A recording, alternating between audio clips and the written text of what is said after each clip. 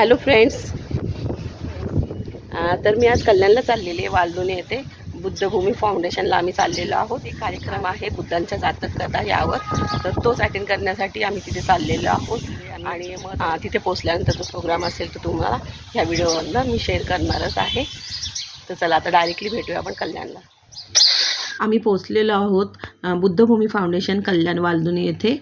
आणि इथे काही पुस्तकांचे स्टॉल वगैरे लागलेले आहेत.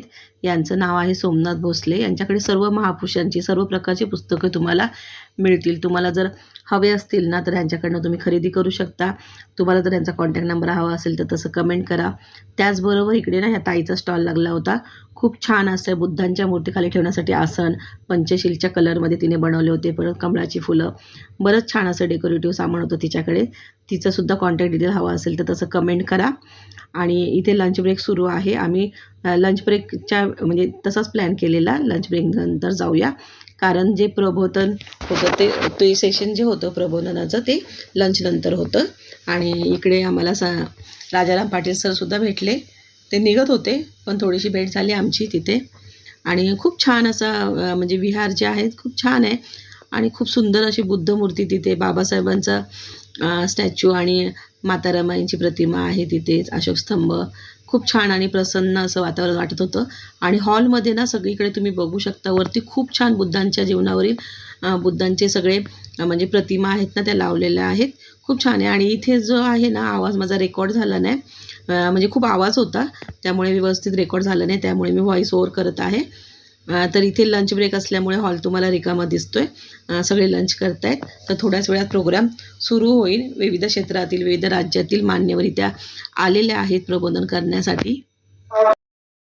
परसों यहाँ पे आया हूँ मैं, मुंबई की स्थिति को देख रहा हूँ। बहुत अच्छी स्थिति हमारे समाज की यहाँ भी है। अब इस पूरी जो भूमि है हमारी जो है, यहाँ पर ये फाउंडेशन जो बना हुआ है, मुझे याद हुआ कि 40 साल पहले से है ये भूमि। लेकिन हम लोग इस भूमि की एक बाउंड्री कर, इस देश में कई आंदोलन करे। अभी एक ताजा आंदोलन जंतर मंतर पे हुआ और सफल भी रहा। लेकिन ऐसा क्या कारण है कि महाबोधि बोध गया का जो आंदोलन हुआ वो सफल नहीं हुआ?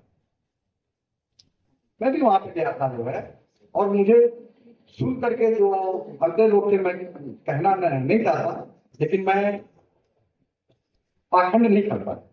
जो बात होती है सही, मैं वो सही कहता हूं और गलत को गलत कहता हूं। मैं वहां गया, ये भट्टे जी हैं नोएडा के करुणाकर, उन्होंने हमसे कहा कि इस पूरे कैंपस में जितने बैठे हुए हैं बुद्ध लोग है, बौद्धिस्ट लोग, उनमें कितने ओबीसी के बंदे हैं? अगर ओबीसी एससी एसटी की बात भी कर रही है तो बंदे क्यों बनना पड़ेगा आप लोग? यही बात तो पंडा जी कहता है। लेकिन वहां पर एक बात भी अच्छा ही है, वहां पे अगर मैं पंडा बन गया तो मैं ओबीसी का पंडा नहीं हूँ, पंडा हूं, पंडा बन गया। अगर आप लोग बन गए तो फिर उसमें पंडों में ओबीसी एससी एसटी नहीं होता जो है, न यादव न कुमार न मौर्य, वो सिर्फ पंडा होता है। तो ये बात सुन के हमें बड़ा जरूर हमने कहा कि जब यही चीज करना है तो ये आंदोलन सफल कैसे होगा? और उस आंदोलन में बहुत से आरएसएस के भी बंधे थे। हर आंदोलन में प्लान किया जाता है आरएसएस के लोगों को अपना चोला उठा करके, आपका चोला उठा करके अपने विचार उसमें देते हैं। क्या ऐसा होना चाहिए? नहीं होना चाहिए। हम लोग बराबरी की बात करते हैं जो है, यहाँ पर मैं जब से आया हूं मैं देख रहा हूं हम सब लोगों को ऊपर बैठाया गया है, बाकी लोग नीचे बैठे। कैसे बराबरी? यहीं पे बराबरी जो नहीं है। पूरे वक्ताओं की लिस्ट में एक भी महिला वक्ता का नाम नहीं है। जो है हमारी महिलाएं जो बैठी हुई है, क्या इनके पास ज्ञान नहीं है? अगर हम इनको इस लायक नहीं तो समझ रहे हैं तो बात तो वही हो गई, गोल गवाह सूर्य पसमानी सकल साधना के अनुसार। यानी कि हम भी महिलाओं को वही समझ रहे हैं। हम महिलाओं को स्थान नहीं दे रहे। हम कौन होते हैं करने वाले? जब वही काम वो कर रहा है, वही काम हम भी कर रहे हैं, तो हम कौन होते हैं भाषण देने वाले? तो हम लोग जिस चीज की बात कर रहे हैं, कम से कम हम वो चीज करें। हमारे यहाँ सामने बैठे हुए लोग, ये लोग भी अम्बेडकरवादी हैं, मैं भी अम्बेडकरवादी। एक अम्बेडकरवादी दूसरे अम्बेडकर को समझा रहा है। भाई मैं आपको क्या समझा रहा हूं, आप बताइए ना। यहाँ सब लिखा हुआ है, बाबा साहब की 22 लिखी हुई है।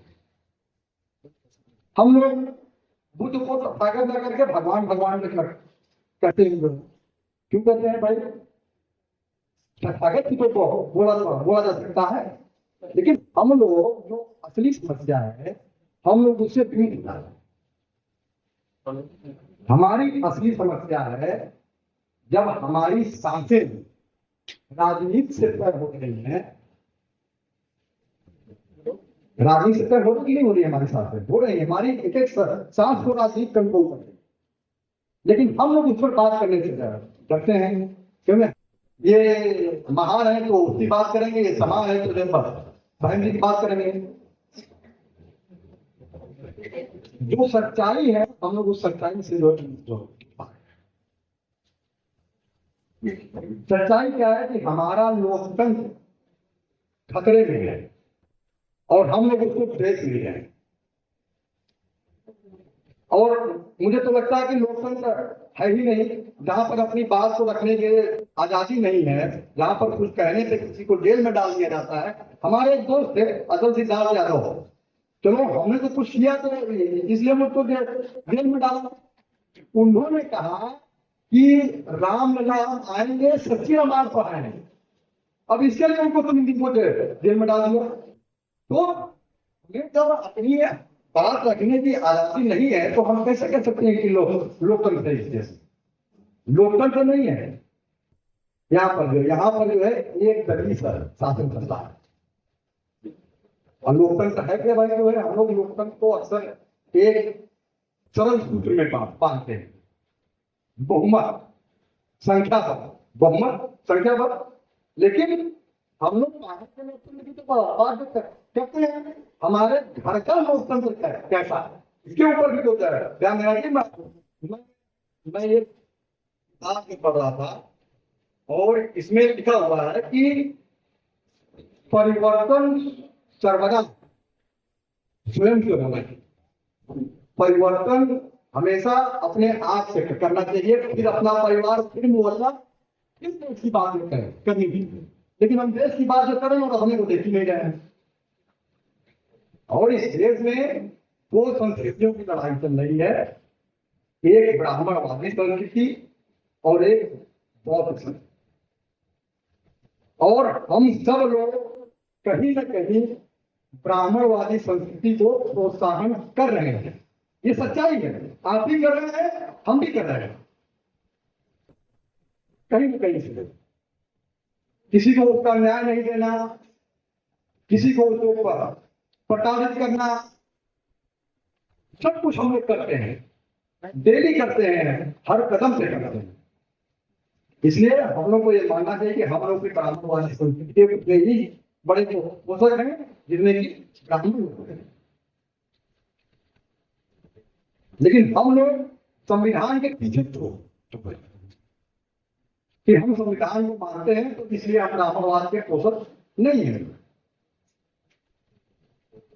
ये धारणा हमको और आपको मिल करके बदलनी पड़ेगी।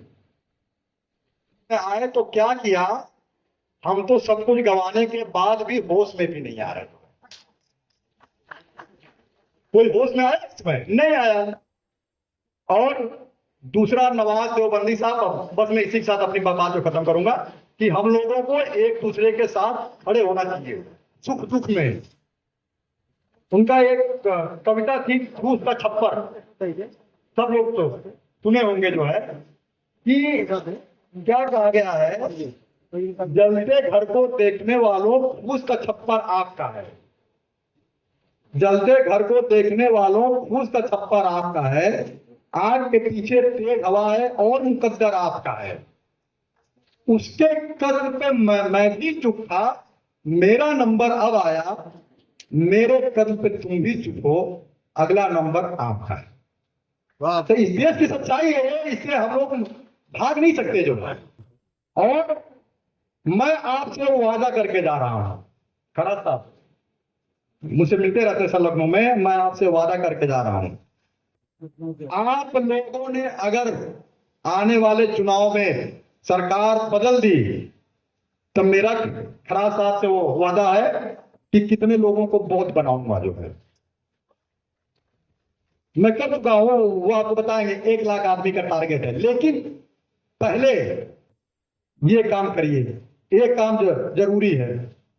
ये काम नहीं हुआ तो कोई नहीं बन सकता। अब मैं आपसे वो वादा करके जा रहा हूं और आप लोगों को भी ये वादा करना पड़ेगा मुझसे।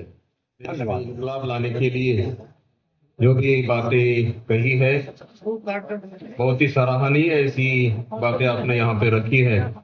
इनके बाद मैं मान्यवर सूरजनाथ, योगी सूरजनाथ जी से अनुरोध करता हूँ कि वे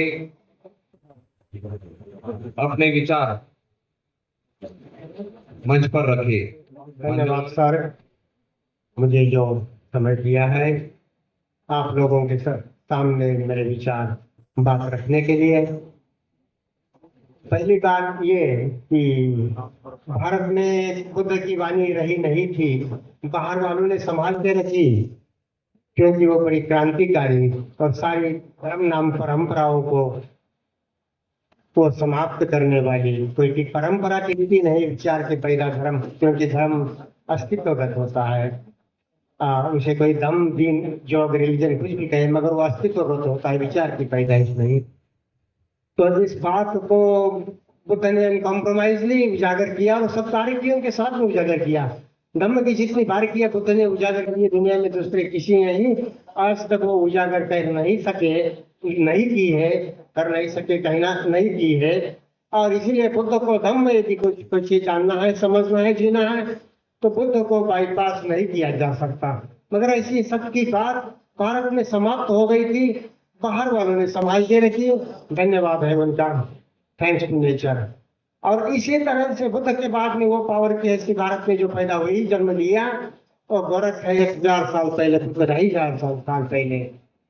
और गोरख की भी बात, अलग विज्ञानी बात, वो शब्दी में संग्रहित। गोरख की ब्यूटी ये है कि वो बहुत थोड़े में बात है, कम तक 300 उनके 2-2 4-4 लाइन के वर्ष से शब्दी कहते हैं उनको। तो और उनका भी किसी को पता ही नहीं है भारतीय भूमि में, वो होते हुए भी पता नहीं है।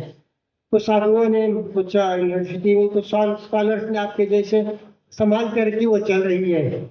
मगर उसके सामने भी धर्म के नाम पर जितनी भी चलने वाली परंपराएं हैं, वो आदिनाथ के नाम पर हो, आदि योगी के हो, हिरण्यगर्भ के नाम पर हो, एडम ईव के नाम पर हो, आदम हवा के हो, और मजदा हो, ऐसी सारी परंपराएं तिनके की तरह उड़ जाती हैं। इस तरह की सत्य बात अनकम्प्रोमाइज करने के लिए तो ये इस बुद्ध की बात को जगाना चलाना हमारी जरूरत है, क्योंकि बुद्ध को बाईपास नहीं किया सकता। क्या सकता? धर्म की सारी बारीकियां बुद्ध ने उजागर की है, मन का मैकेनिज्म सारा। उसी तरह से गोरख की बात थोड़े में। और दूसरी बात यह है कि मैं बता दूं आपको कि भारतीय भूमि बुद्ध सिद्ध संज्ञानी बोधि धम्मधारा चालक है। भारतीय भूमि वैदिक पौराणिक नहीं है, भला उसका प्रचार प्रोपेगेंडा यहाँ ज्यादा है, ये हम हकीकतन समझे।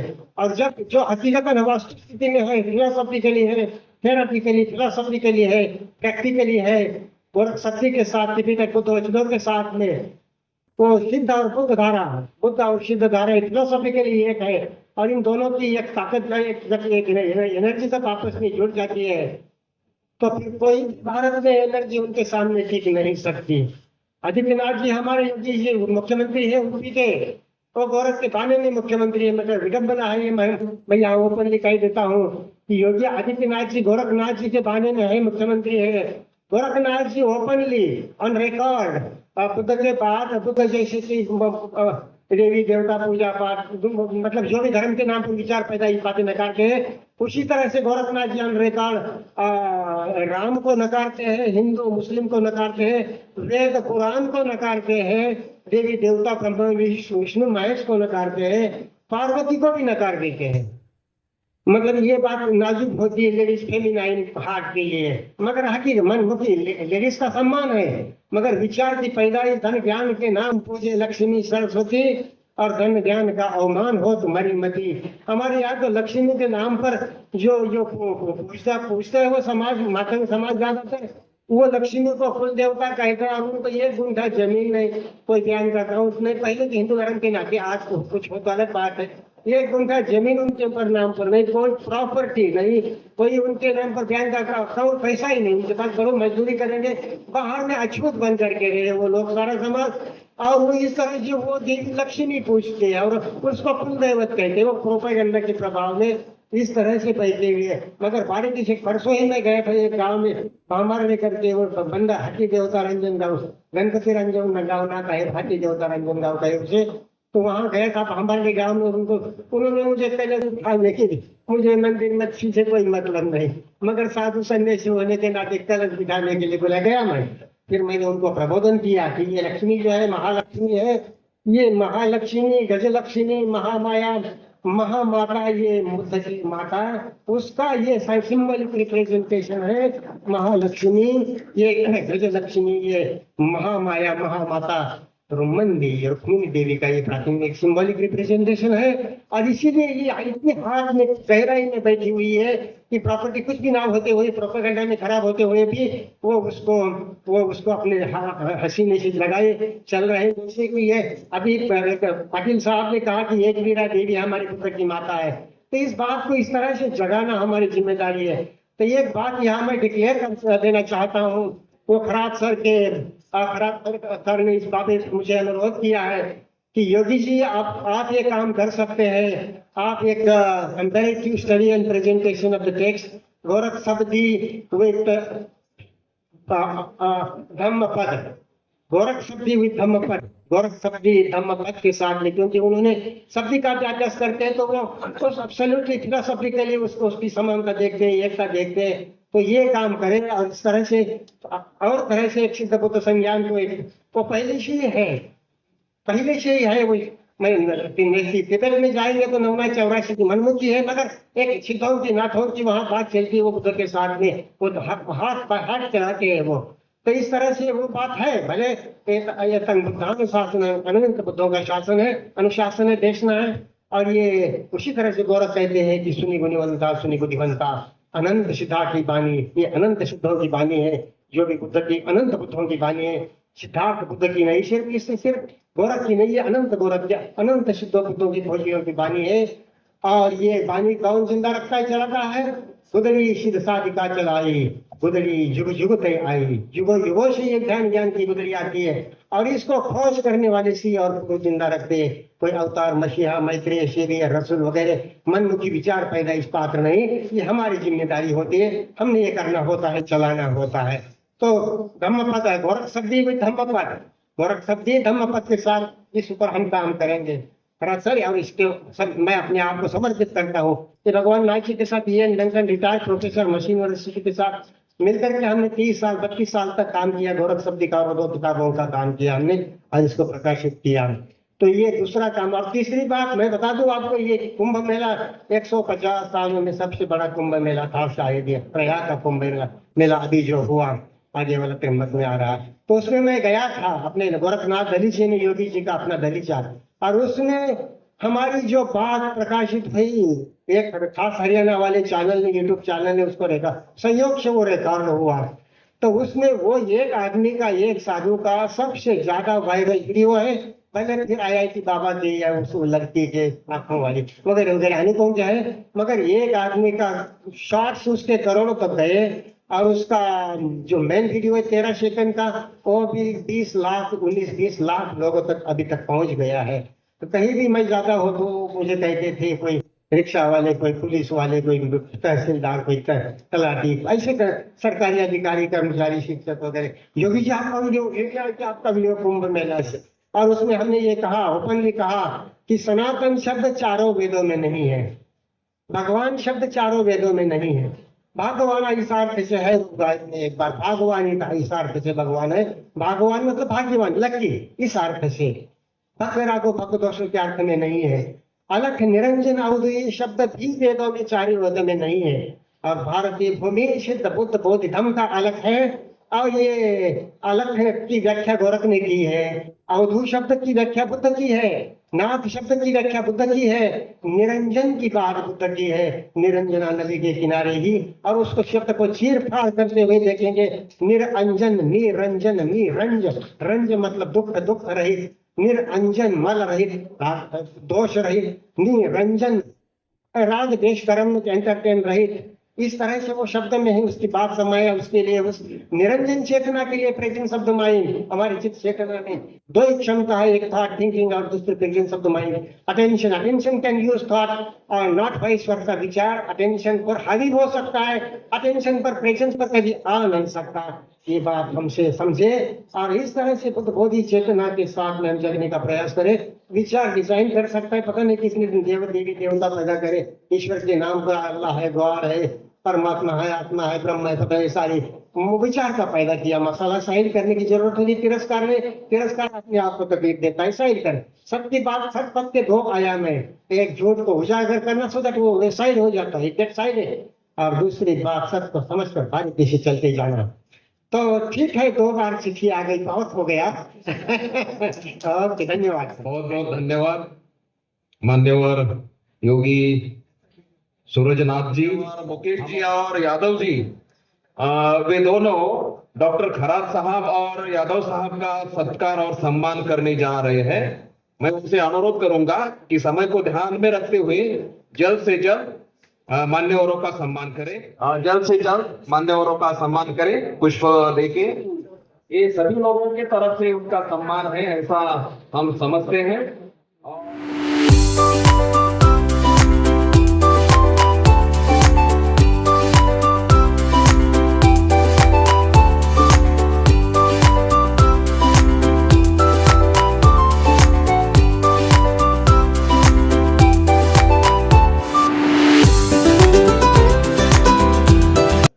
नमो तस् भगवतो अरहतो सम्मा संबुद्धस्स। नमो तस् भगवतो अरहतो सम्मा संबुद्धस्स। म्हणून मला सरांनी 10 मिनिटं वेळ दिलेला आहे, तर वेळाचं भान साधून मी माझे काही अनुभव इथे शेअर करतो।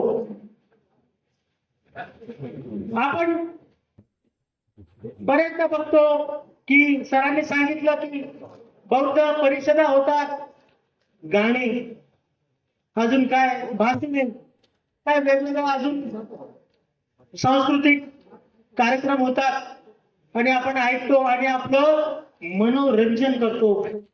तर बंधू भगिनींना, आपल्याला मनोरंजन नाही, आपलं मनोभंजन होणं गरजेचं आहे। आपण इथे मनोभंजन करण्यासाठी इथे आलेलो आहोत, हे काही टाइमपासचं नाहीये। आपण विचार करा, आपल्या ड्युटीज काय आहे, आपली कर्तव्य काय आहे, त्याच्यावर मला आपल्याशी चर्चा करायला आवडेल।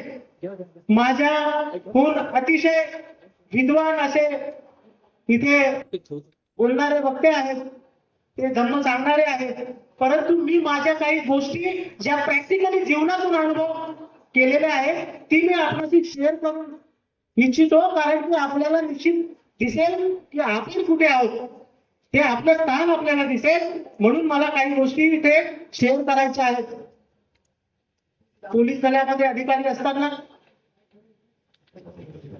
सर्व धर्माचे लोक, सर्व पंथाचे लोक, आपण सर्व भारतीय आहोत, यांच्याशी एकरूपतेचं नातं येतं। जसं सभ्य बुद्धा समसमा, तसं आम्हाला सर्व नागरिक, भारतीय नागरिक समसमान दिसतात। आम्हाला कुणी आपलं पराय नसतं।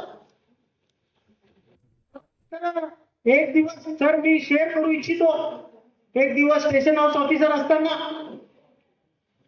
मी ड्युटीवर विराजमान होतो. 2 तरुण आले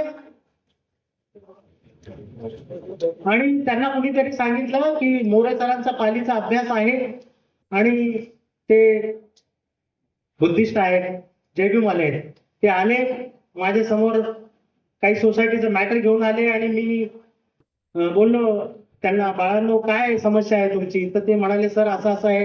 तुमचं नाव गाव पत्ता विचारला तर त्यांनी सांगितलं की सर आम्ही पण जयभीमवाले आहोत. तर म्हटलं बसा बसा, व्हेरी गुड. त्यांना बसवलं.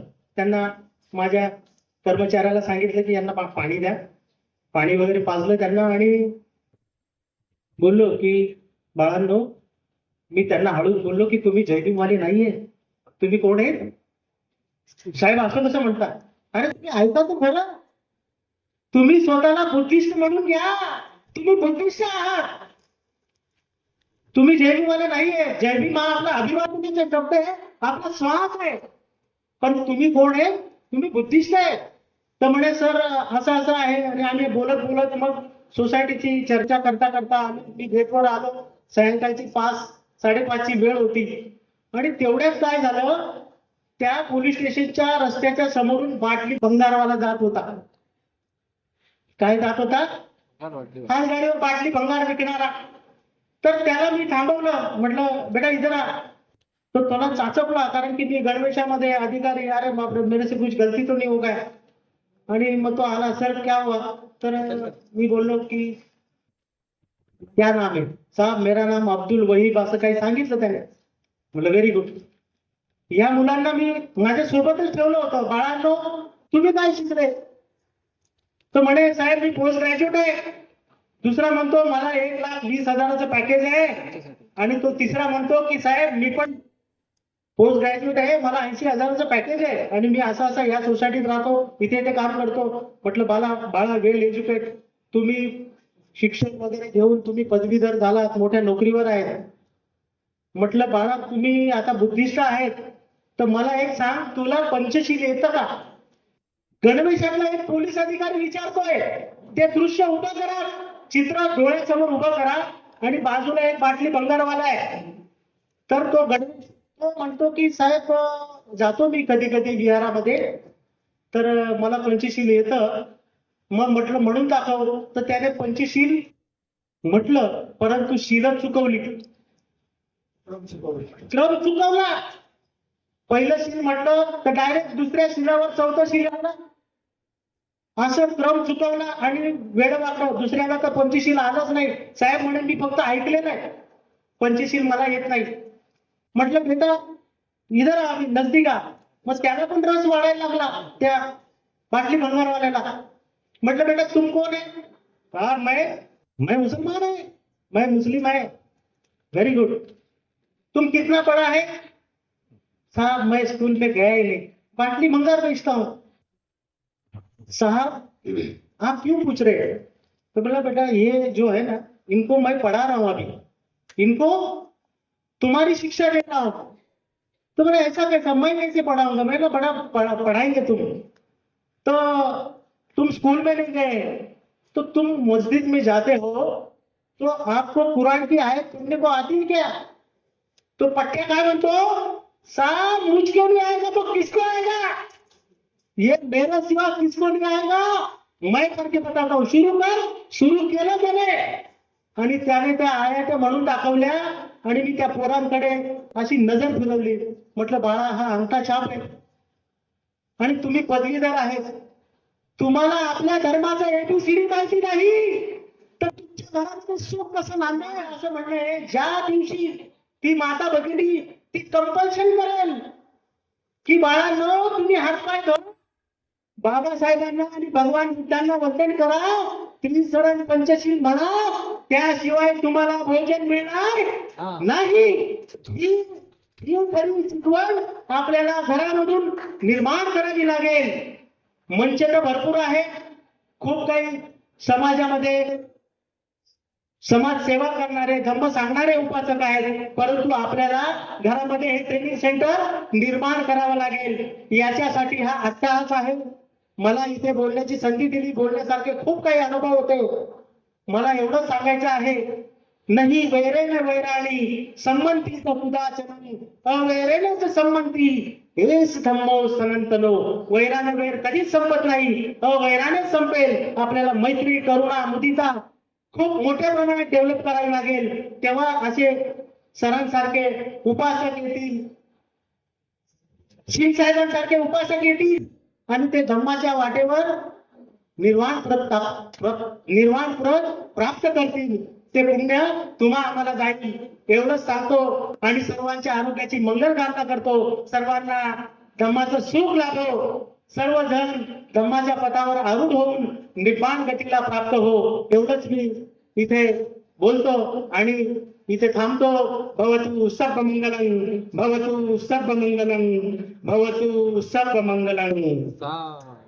अतिशय सुंदर आणि छान असे विचार तुम्ही या ठिकाणी व्यक्त केले. उनसे मैं अनुरोध करूंगा कि वे अपने विचार यहाँ पे व्यक्त करें. माननीय रेड्डी जी. ठीक है, आवाज अच्छा है ना? सबसे पहले मुझे इस मंच पर बोलने का मौका देने के लिए सब आयोजकों का दिल से बहुत बहुत शुक्रिया. थोड़ा माफ करो. दोस्तों, मेरा नाम बंडपल्ली शिवा रेड्डी. मैं आंध्र प्रदेश कर्नूल सिटी में है.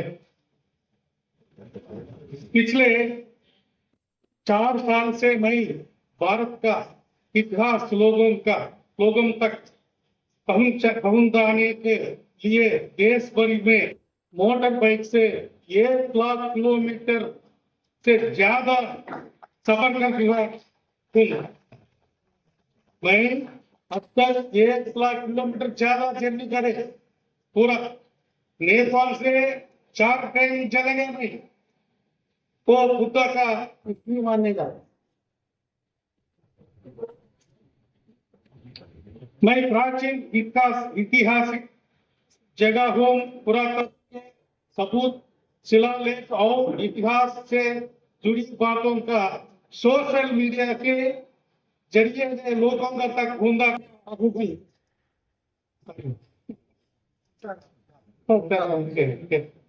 इस सफर में मैंने एक बात बहुत अच्छी तरह से महसूस की. एससी और एसटी समाज के लोगों इतिहास में काफी दिलचस्पी दिखाते हैं, लेकिन ज्यादातर ओबीसी समाज को इतिहास से ज्यादा पुरानों का कदम में दिलचस्पी लेते हैं. इसमें ये हिस्ट्री में ये ओबीसी कैस्टों को ज्यादा नहीं इंटरेस्ट करता. पुराने में ज्यादा इंटरेस्ट कर रहे हैं. इस पर मैं एक बात बहुत अच्छी तरह ओके ऑलरेडी बोले नहीं. इसलिए पिछले 1 साल से मैं इतिहास से 7 साल प्राचीन बौद्ध जातकताएं भी लोगों का बता रहे हैं. साथ ही भी समझ कर रहा हूँ ये कथाएं समय के साथ कैसे बदल गई. इसका के कारण मुझे काफी विरोध का सामना करना पड़ा. मेरा ऊपर हमला करने की कोशिश भी हुई, लेकिन पीछे नहीं हटा.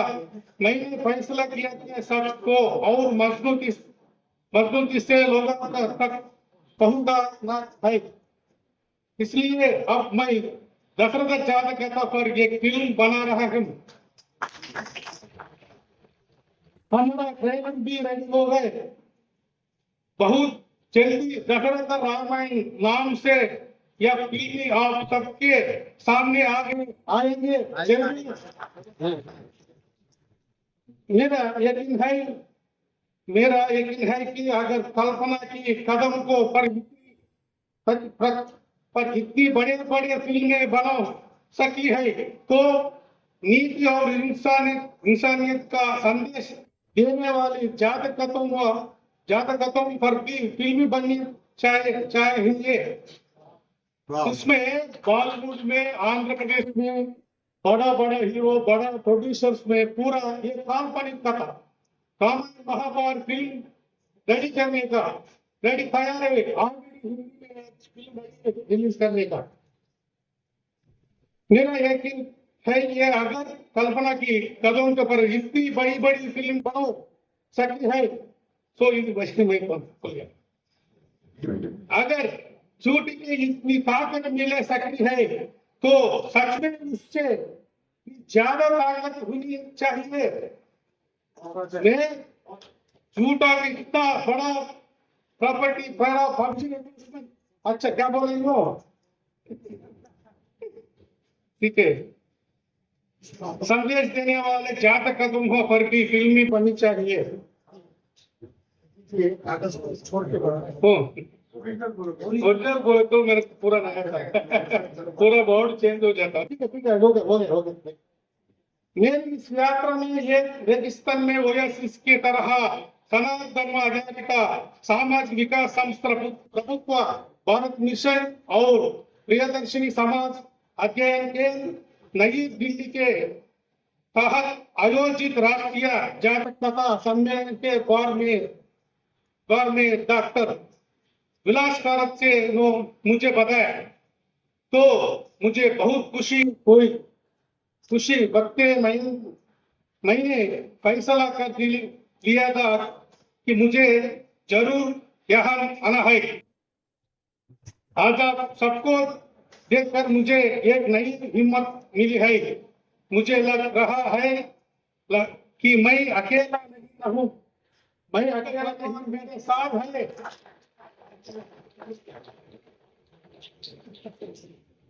इसी हौसले के साथ में अपने इतिहास के काम को और ज्यादा जोश और समर्पण के साथ जारी रखूंगा। अंत में मुझे इस मंच पर बोलने का मौका देने के लिए सभी आयोजकों का और इस अहम कार्यक्रम को अभिजीत करने वाले सभी संस्थाओं का दिल से बहुत शुक्रिया। जय भारत, नमो बुद्धाय। लेकिन आपकी जो भावनाएं हैं वो भावनाएं हमारे सभी लोगों मन मस्तिष्क तक जहाँ पहुंची है। आप जो भी कार्य करोगे आपके साथ हम लगे रहने वाले।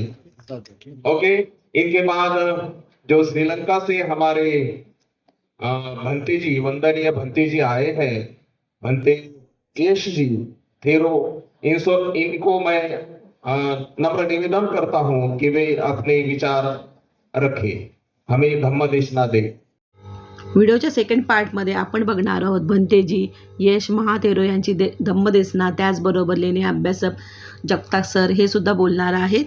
आणि हा व्हिडिओ आवडला तर व्हिडिओला लाईक आणि शेअर करा। भेटूया पुढच्या व्हिडिओमध्ये।